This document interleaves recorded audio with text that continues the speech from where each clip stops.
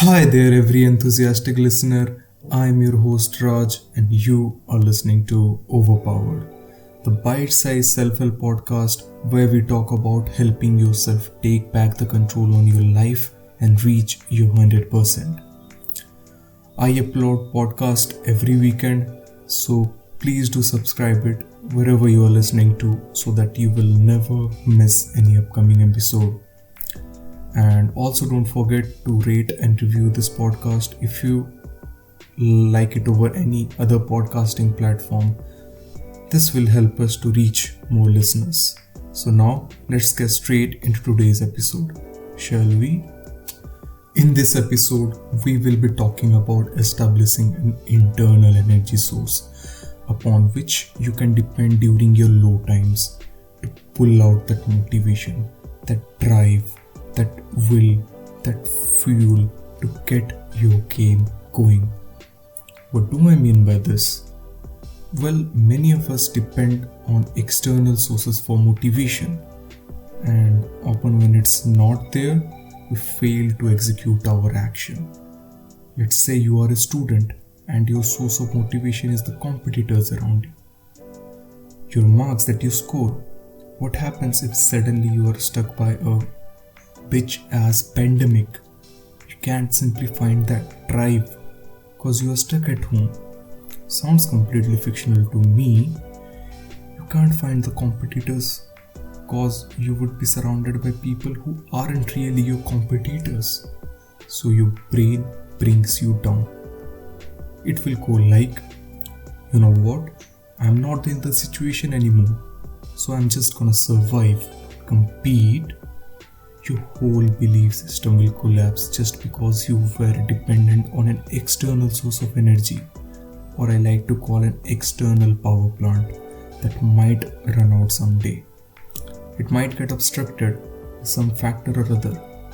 So what to do now?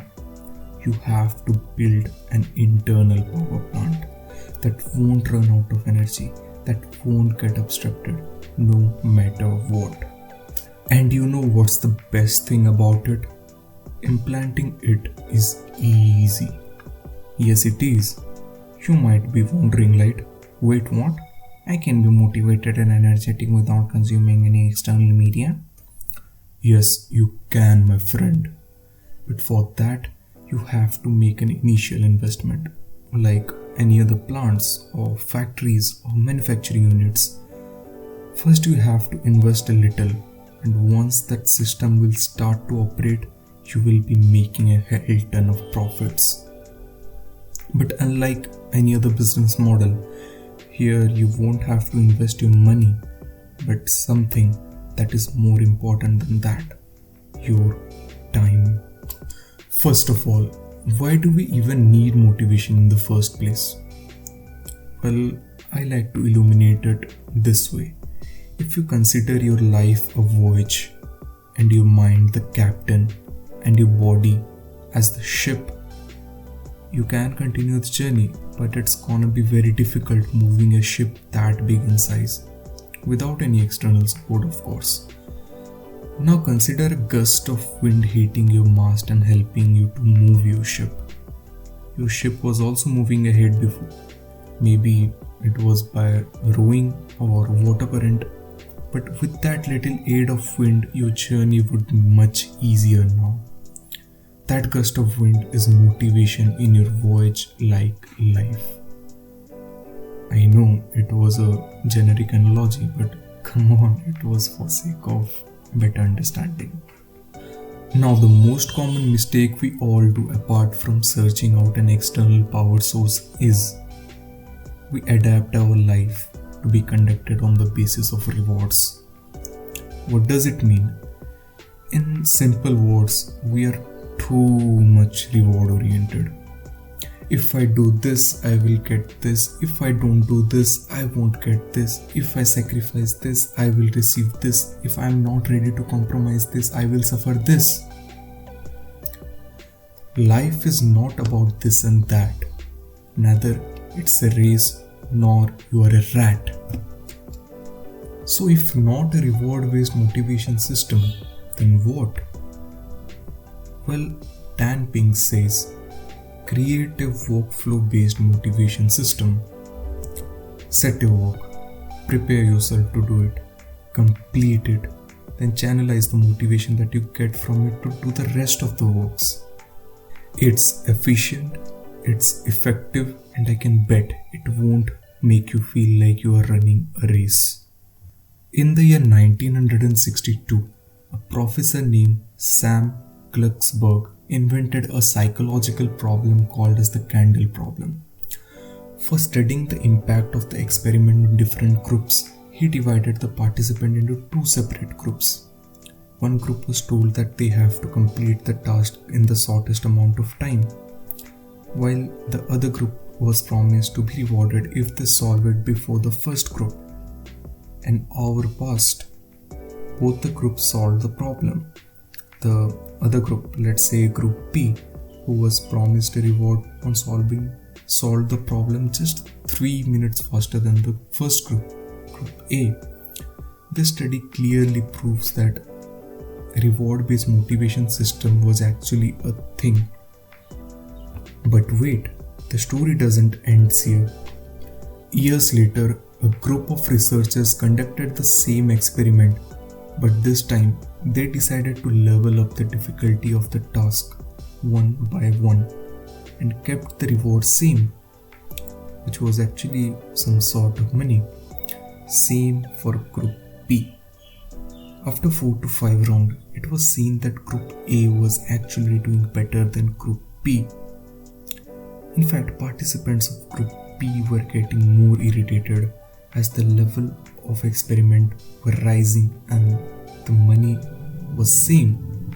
The researchers concluded that over time our brain develops its own mode of reward, which is far better, efficient, and effective than any other external source. We humans are made like it, to take lessons and enthusiasm from the previous task and to move on to the next one. Adding a reward to a task actually means you are telling your brain, alright man, stop now, you don't have to work anymore. Here's a reward, go enjoy. Rewards do work. I'm not totally against it, but that's when you are facing a problem to start something. Consider you procrastinated for a whole day. End of the day, you can't channelize your motivation because you haven't done anything yet. In that case, you need an external reward just to get you started. Maybe promising yourself a scoop of ice cream, or spending some time in that PlayStation, or streaming any online content after you do one particular task that is needed to be done on that particular day. W. Edward Deming said, intrinsic motivation is conducive to creativity. Extrinsic one is detrimental to it. Now, how to change this generic carrot and stick approach and adapt something which is actually efficient, that is, creating a workflow? It's easy, but it's gonna take time. As I said before, you have to invest your most valuable asset here, your time. Firstly, start small. Yes, you gotta take those baby steps, bit by bit, every single day, over and over. Create a checklist. This is the first step towards establishing your workflow or your power plant. Take the easiest task of the day first. Finish it. Gather motivation. Proceed to next one. Remember, the difficulty of the tasks should be in the increasing order.